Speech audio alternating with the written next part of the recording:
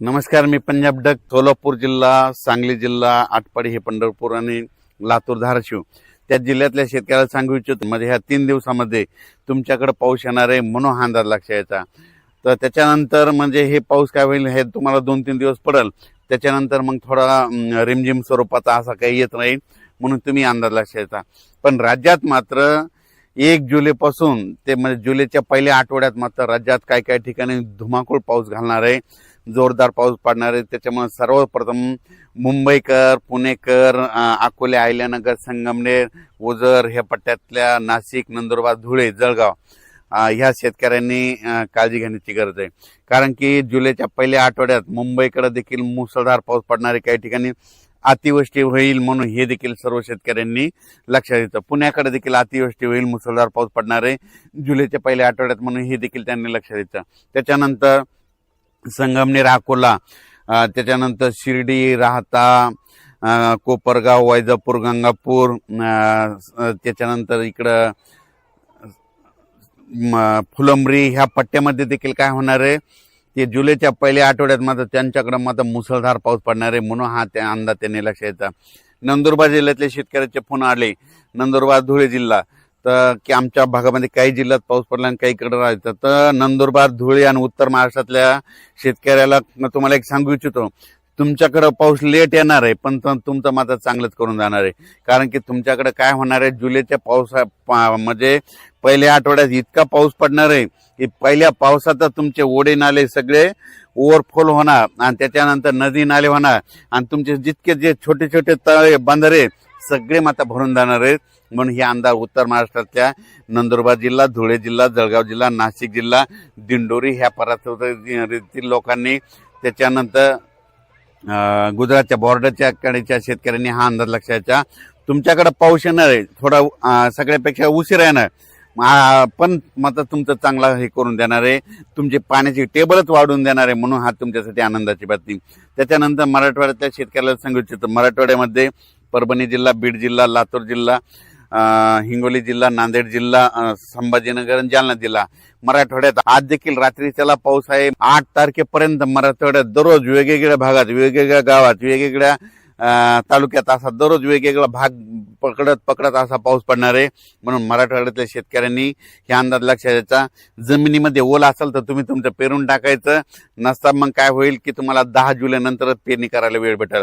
कारण की आता मी सांगू शकतो, मी माझ्या शेतात ते 4 दिवस झालं वापसाच होत नाही, आम्हाला पेरायचंय पण पेरणी करताच येईल. म्हणून शेतकऱ्यांना ज्यांच्याकडे ईदभर ओल आहे त्याने पेरणी करून टाकायची मराठवाड्यातल्या शेतकऱ्यांनी. त्याच्यानंतर विदर्भातल्या शेतकऱ्याला सांगू इच्छितो, विदर्भामध्ये 8 जुलैपर्यंत चांगला दररोज वेगवेगळ्या भागात जोराचा पाऊस पडणार आहे. ज्या भागात वंचित राहिला त्या भागात देखील ह्या 8 ते 10 दिवसात पडून जाणार आहे.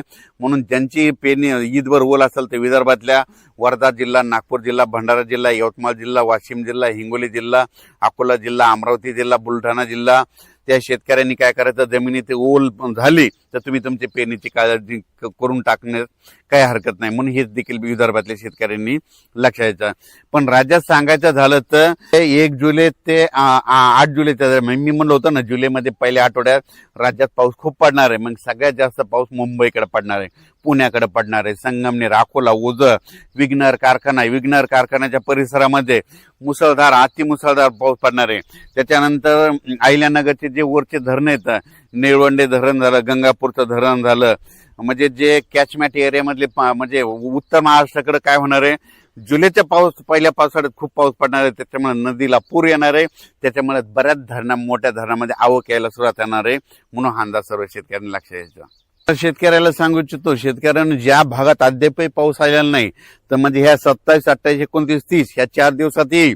पण त्याच्यामधून जर काही गावावर जर उरले तर 1 जुलै ते 8 जुलैमध्ये पाऊस पडणार आहे, त्या शेतकऱ्याची पेरणी होणार आहे. म्हणून शेतकऱ्यांनी घाबरून न जाता हे अंदाज लक्षात घ्यायचा.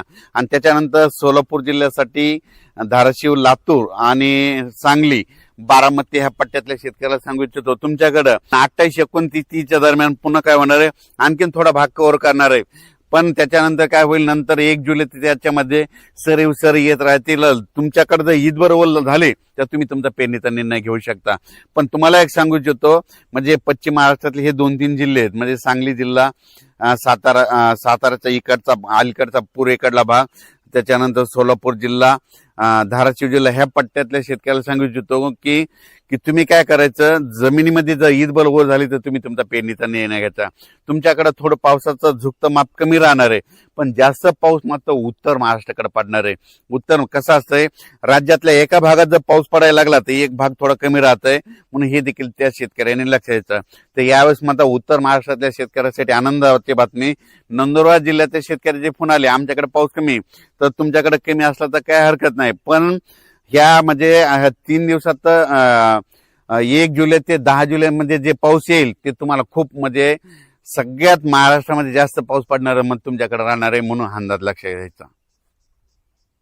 मात्र जुलैच्या पहिल्या आठवड्यात पहिल्या वीक मध्ये मात्र हेवी टू हेवी रेन म्हणजे खूप मोठा पाऊस पडणार आहे. काही काही ठिकाणी अतिवृष्टी होणार आहे, अति मुसळधार पाऊस पडणार आहे, म्हणून हा अंदाज सर्व शेतकऱ्यांनी लक्षात घ्यायचा. म्हणजे खास करून उत्तर महाराष्ट्राकडे मुंबई, पुणे, नाशिक त्यांनी सतर्क राहण्याची गरज आहे. धन्यवाद.